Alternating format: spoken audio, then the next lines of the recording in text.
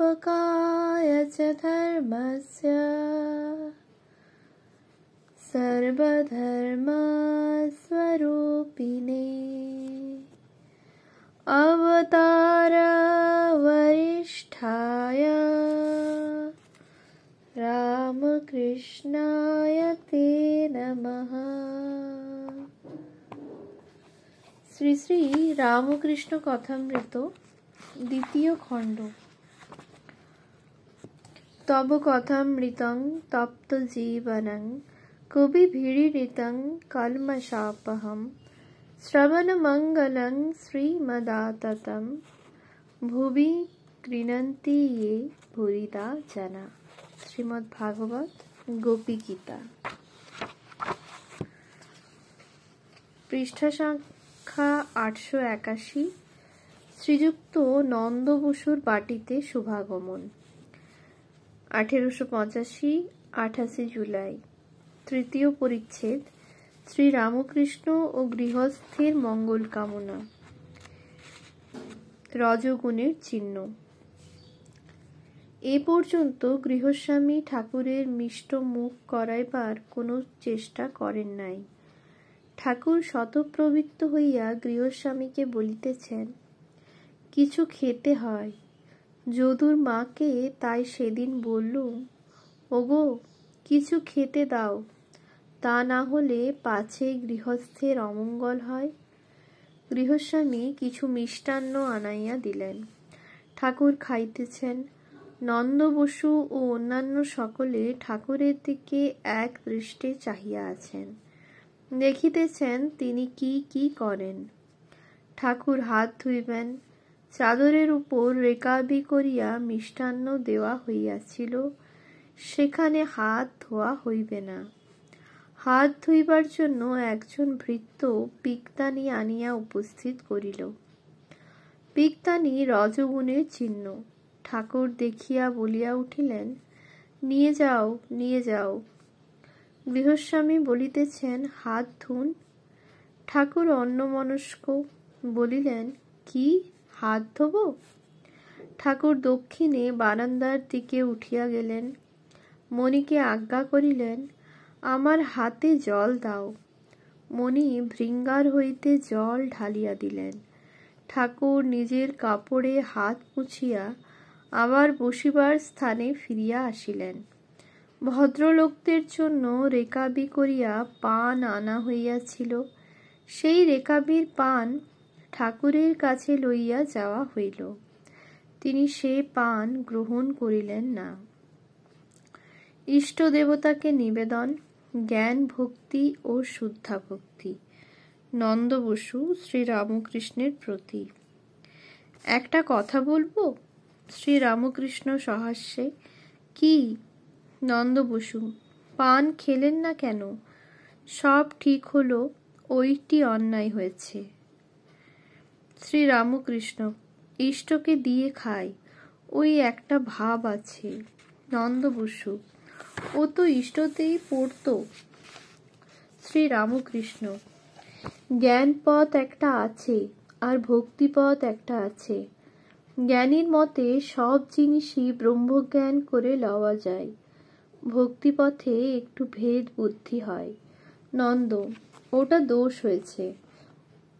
শ্রী রামকৃষ্ণ সহাস্যে, ও আমার একটা ভাব আছে। তুমি যা বলছো ও ঠিক বটে, ও আছে। ঠাকুর গৃহস্বামীকে মোসাহেব হইতে সাবধান করিতেছেন। শ্রী রামকৃষ্ণ, আর একটা সাবধান, মোসাহেবরা স্বার্থের জন্য বেড়ায়।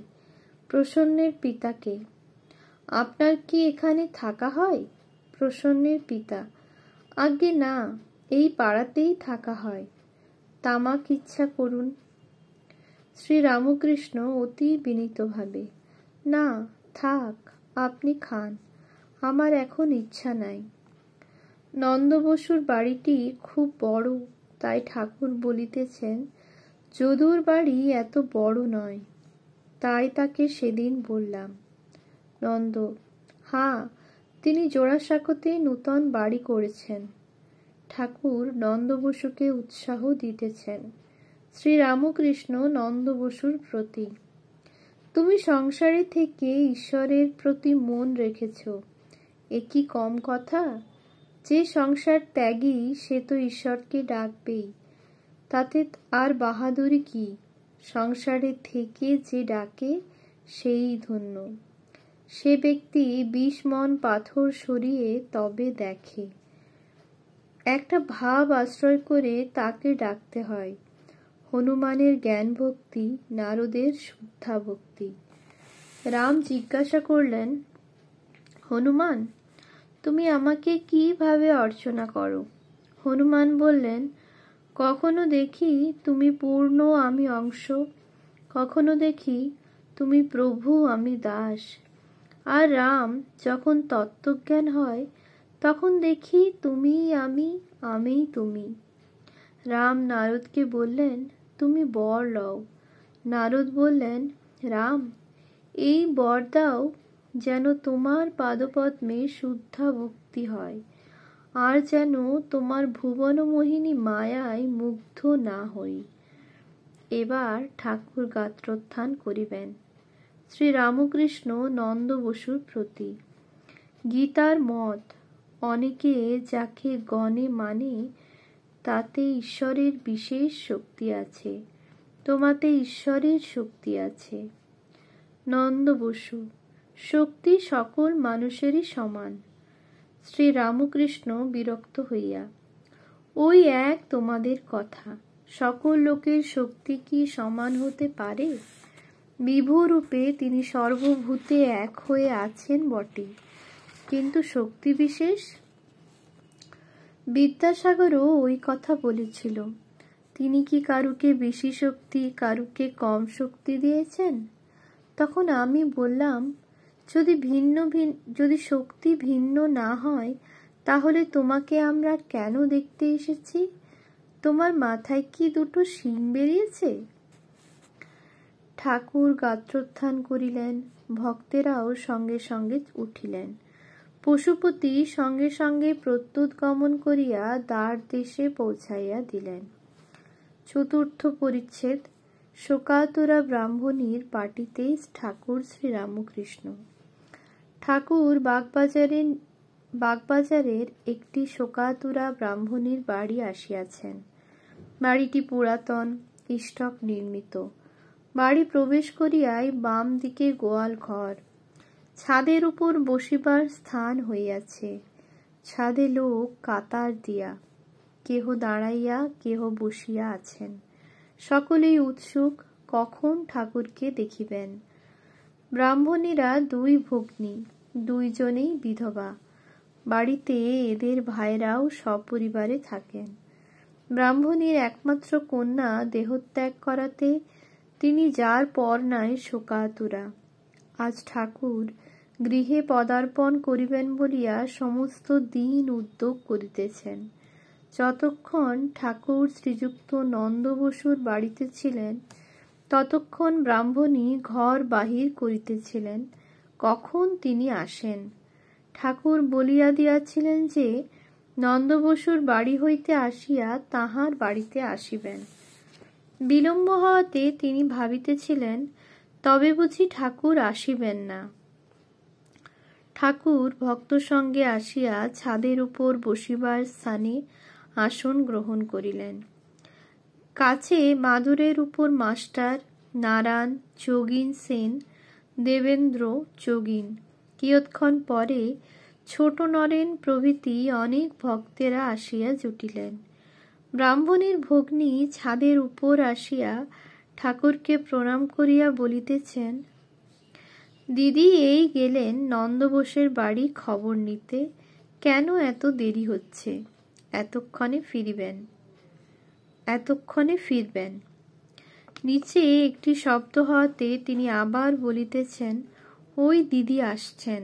এই বলিয়া তিনি দেখিতে লাগিলেন, কিন্তু তিনি এখনো আসিয়া পৌঁছেন নাই। ঠাকুর সহাস্য বদন, ভক্ত পরিবৃত হইয়া বসিয়া আছেন। মাস্টার দেবেন্দ্রের প্রতি। কি চমৎকার দৃশ্য! ছেলে, বুড়ো, পুরুষ, মেয়ে কাতার দিয়ে দাঁড়িয়ে রয়েছে। সকলে কত উৎসুক একে দেখবার জন্য আর এর কথা শুনবার জন্য। দেবেন্দ্র শ্রী রামকৃষ্ণের প্রতি। মাস্টার মশাই বলছেন যে এই জায়গাটি নন্দবোসের চেয়ে ভালো জায়গা। এদের কি ভক্তি! ঠাকুর হাসিতেছেন।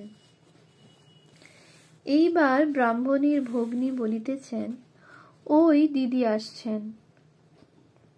ব্রাহ্মণী আসিয়া ঠাকুরকে প্রণাম করিয়া কি বলিবেন কি করিবেন কিছুই ঠিক করিতে পারিতেছেন না।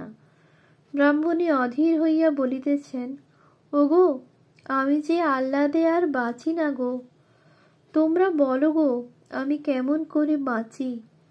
ওগো, আমার চণ্ডী যখন এসেছিল সেপাই শাস্ত্রী সঙ্গে করে, আর রাস্তায় তারা পাহারা দিচ্ছিল, তখন যে এত আহ্লাদ হয়নি গো। ওগো, চণ্ডীর শোক এখন একটুও আমার নাই। মনে করেছিলাম তিনি যে কালে এলেন না, যা আয়োজন করলুম সব গঙ্গার জলে ফেলে দেব, আর ওর অর্থাৎ ঠাকুরের সঙ্গে আলাপ করব না।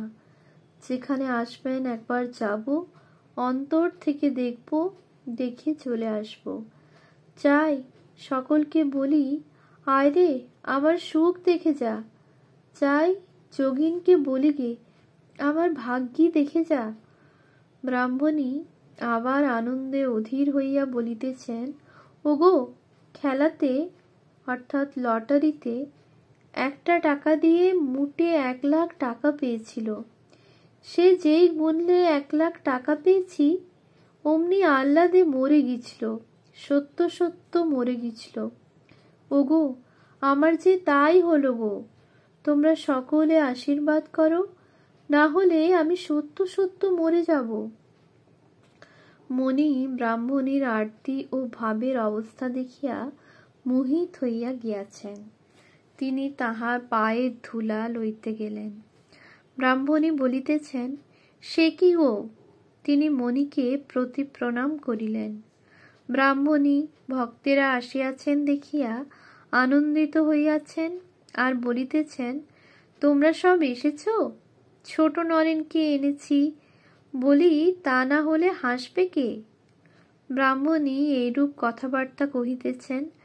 উহার ভগ্নী আসিয়া ব্যস্ত হইয়া বলিতেছেন, দিদি এসো না, তুমি এখানে দাঁড়ায় থাকলে কি হয়? নিচে এসো, আমি কি একলা পারি? ব্রাহ্মণী আনন্দে বিভোর, ঠাকুর ও ভক্তদের দেখিতেছেন, তাদের ছেড়ে যেতে আর পারেন না। এইরূপ কথাবার্তার পর ব্রাহ্মণী অতিশয় ভক্তি সহকারে ঠাকুরকে অন্য ঘরে লইয়া গিয়া মিষ্টান্নাদি নিবেদন করিলেন। ভক্তেরাও ছাদে বসিয়া সকলে মিষ্টমুখ করিলেন। রাত প্রায় 8টা হইল। ঠাকুর বিদায় গ্রহণ করিতেছেন। নিচের তলায় ঘরের কোলে বারান্দা, বারান্দা দিয়ে পশ্চিমাস্য হইয়া উঠানে আসিতে হয়। তাহার পর গোয়াল ঘর ডান দিকে রাখিয়া সদর দরজায় আসিতে হয়।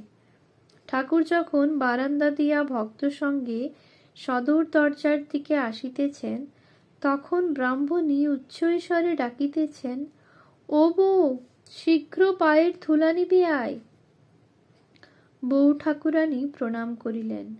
ব্রাহ্মণীর একটি ভাইও আসিয়া প্রণাম করিলেন। ব্রাহ্মণী ঠাকুরকে বলিতেছেন, এই আর একটি ভাই, মুখ্যু। শ্রী রামকৃষ্ণ, না না, সব ভালো মানুষ। একজন সঙ্গে সঙ্গে প্রদীপ ধরিয়া আসিতেছেন। আসিতে আসিতে এক জায়গায় তেমন আলো হইল না। ছোট নরেন উচ্চৈস্বরে বলিতেছেন, পিত্তিম ধর, পিত্তিম ধর। মনে করো না যে পিত্তিম ধরা ফুরিয়ে গেল। সকলের হাস্য। এইবার গোয়াল ঘর। ব্রাহ্মণী ঠাকুরকে বলিতেছেন, এই আমার গোয়াল ঘর। গোয়াল ঘরের সামনে একবার দাঁড়াইলেন। চতুর্দিকে ভক্তগণ।